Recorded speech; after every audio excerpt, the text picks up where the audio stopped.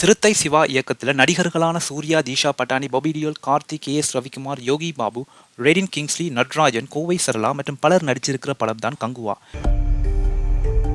நம்ம வாழ்ற இந்த தீவுக்குள்ள எத்தனையோ மர்மங்க கொட்டி கிடக்குது. இந்த படத்துக்கு தேவிஸ்ரீ பிரசாத் இசையமைச்சு இருக்கிறார். 1000 ஆண்டுகளுக்கு முன்னர் ஒரு பழங்குடி போர் வீரனான கங்குவா பொருவன் என்கிற ஒரு சிறுவனுக்கு கொடுத்த சத்தியத்தை காப்பாற்றுறதுக்காக மறுபிறவி எடுக்கிறது தான் இந்த படத்தோட கதை.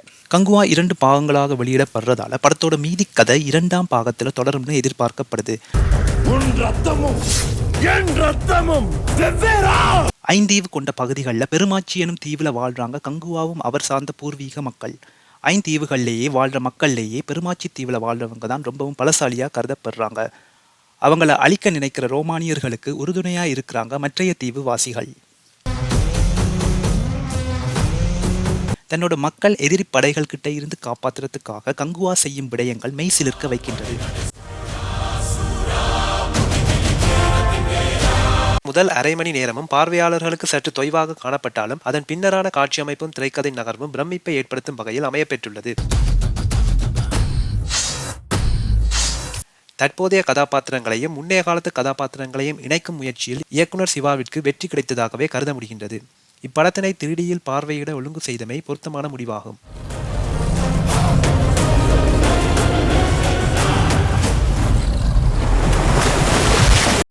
திரைப்படம் சார்ந்து அதிகளவு நேர்மறையான மற்றும் எதிர்மறையான கருத்துக்கள் வெளிவந்த வண்ணம் இருந்தாலும் படம் தன்னுடைய தனிச்சிறப்பை கொண்டதாக அமைக்கப்பட்டிருக்கின்றது. தேவிஸ்ரீ பிரசாத்தினுடைய பாடல்கள் மற்றும் பின்னணி இசை சிறப்பாக அமைந்திருக்கின்றன.